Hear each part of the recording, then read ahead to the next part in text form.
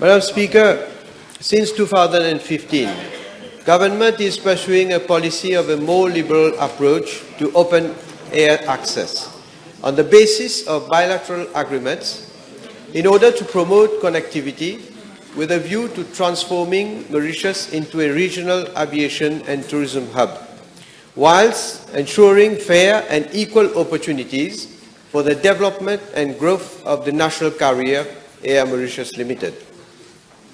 Air services between Mauritius and other countries are established on the basis of bilateral air services agreements. The bilateral air services agreement is a framework which lays down the rules for the operation of scheduled air services in and out of Mauritius, and it is signed at government level, following negotiations between the two contracting parties and not between airlines. The bilateral air services agreement is also a standard document which makes provision inter alia for air traffic rights, capacity entitlement, frequency of services, route schedules, air safety and security issues, as well as the conditions to be fulfilled by airlines to qualify for designation. Once a bilateral air services agreement is concluded, it is incumbent upon each contracting party to designate its airline or airlines to operate scheduled services on the specified route. Madam Speaker, the information requested by the Honourable Member is being compiled and will be placed in the library. Yes, thank you, Madam Speaker.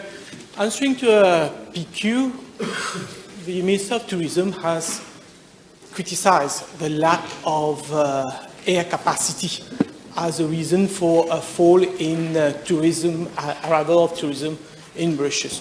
Would the Honourable Prime Minister tell us, in view of this statement made by the Minister of Tourism, what has his ministry done in terms of trying to conclude bilateral air services agreements?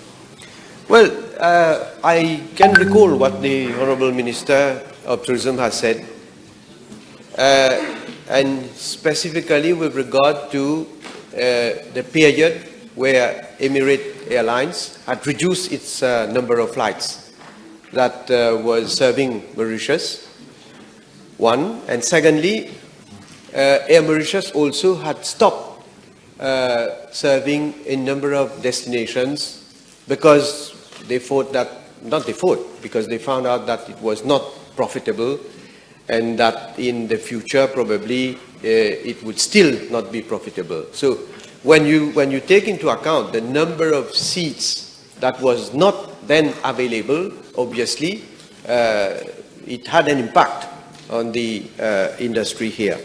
But I am also told that, well, the policy has been that it has resulted in an increase also in seat capacity for some time from 1.8 million in 2014 to 2.4 million in 2018. But of course, it is a policy of government, as I have stated, to see to it that we can obviously accommodate more airline to service our destination, but also take into consideration the interest not only of the tourism industry, but also of Air Mauritius. There has been repeated requests from Qatar to service Mauritius, and each time the government has turned it down. So I know from the Honourable Prime Minister whether the reason for turning down requests from Qatar Airways are genuine commercial reasons, or has there been any pressure from the Emirates or Saudi Arabia?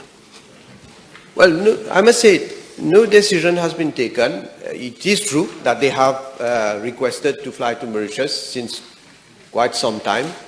I must say it is not straightforward as deciding yes or no.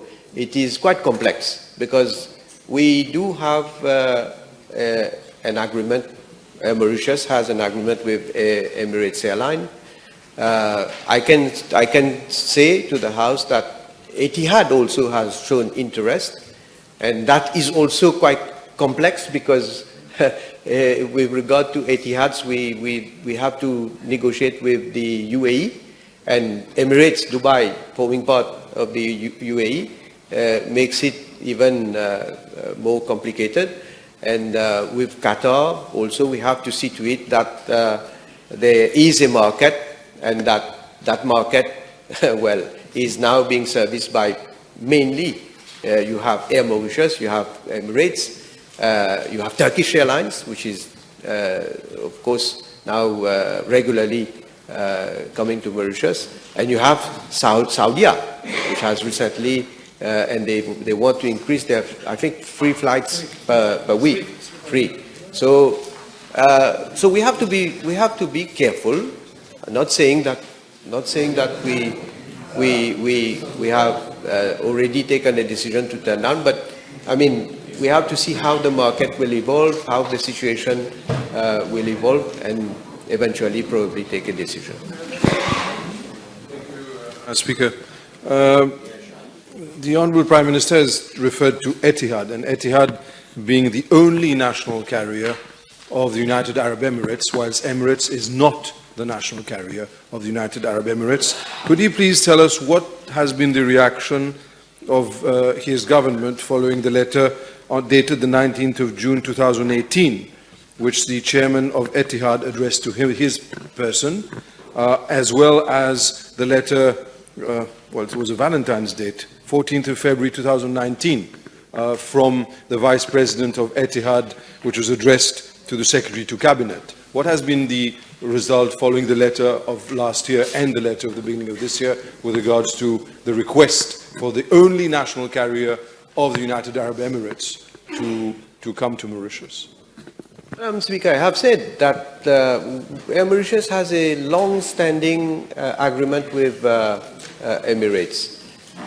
There are, I must say, important financial impact with regard to anything that we would do in order to see to it that there is no negative impact on this agreement. So we will still consider the matter. There is a standing committee on air access policy. That matter is still being considered, and as I say, no decision has been taken. I can say also that there have been discussions between Air Mauritius and Etihad in order to try to understand what proposal they want to make. I'm not saying more than that, because it is for Air Mauritius, of course, to discuss and to make any recommendation they think fit. Apart from what government can decide, I'm not saying that we are not dictated by Air Mauritius, but it is important that we take into consideration the views also of Air Mauritius. So we'll see.